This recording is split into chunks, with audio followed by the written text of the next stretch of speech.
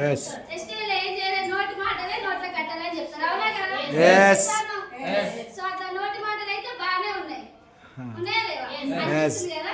So ఎంతమంది అయినా పడేయచ్చు నోటి మాటలతో. దానికి సపోర్ట్ గా వెస్టేజ్లో డెమోలు కూడా ఉన్నాయి.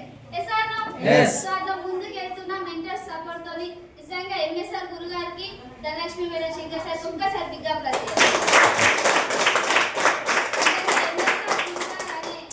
వ్యక్తి పర్సన్ వెస్టేజ్ ని పట్టుకోకుంటే మనం అందరం వీడు ఉండటోళ్ళం కాదు. ధనలక్ష్మి మేడం ఒక్కటి డిసైడ్ కాకపోతే మీటింగ్ పెట్టకపోతే నేను వెస్టేజ్లోకి వచ్చేదాన్ని కదా, అవునా కదా? ఏదో జాబ్ 20,000 చేసుకుంటుంటేనేమో బాగానే కొంచెం టాలెంట్ ఉంది, ఎంతో కొంత దేవుడు ఇచ్చిన కాడికి. సో చేసుకుంటుంటేమో కానీ వెస్టేజ్ అనే ఆపర్చునిటీ, జనాలకు హెల్ప్ చేయాలనే మైండ్ సెట్ మనకు రాకపోదు, అవునా కదా? వెస్టేజ్ లో హెల్ప్ చేయాలనే కాన్సెప్ట్ ఎక్కువ ఉంది. పైసలు తక్కువ, హెల్ప్ చేస్తే పైసలు వస్తాయి, అవునా కదా? ఇట్లాంటి చెడ్డోళ్ళైనా వెస్టేజ్ లోకి వచ్చి మంచిగా మారచ్చు. సో చాలా మంది వెస్టేజ్ లోకి రాకముందే నేను తాగుతుంటే తిరుగుతుంటే అది చేస్తుంటే ఇది చేస్తుంటే కానీ వెస్టేజ్ అనే ప్లాట్ఫామ్ పట్టుకోవడం వల్ల నా లైఫ్ ఇంత చేంజ్ అయిందని చెప్తారు, అవునా కదా?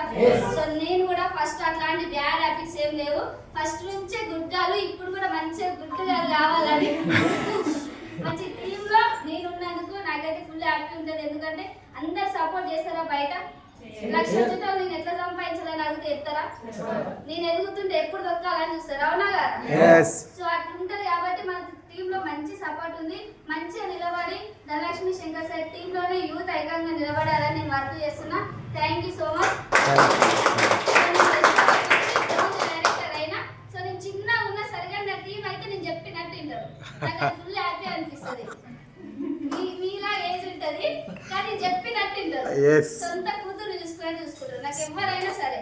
ఎందుకంటే చాలా మంచిగా అందరితో కలిసి మెలిసి ఉంటాయి. క్లాస్ టీమ్ అది ఇది ఏం లేదు. ఎంఎస్ఆర్ అసోసియేషన్ ఎవరు ఫోన్ చేసిన ఎత్తుతా, ఏ డౌట్ నోడే చెప్తాను. సో అట్లా మంచి మాటలతోని మంచి పేరు తెచ్చుకొని వెస్టేజ్ లో సక్సెస్ కావాలనుకున్నా. Thank you so much. Dhanalakshmi Shankar sir thank you.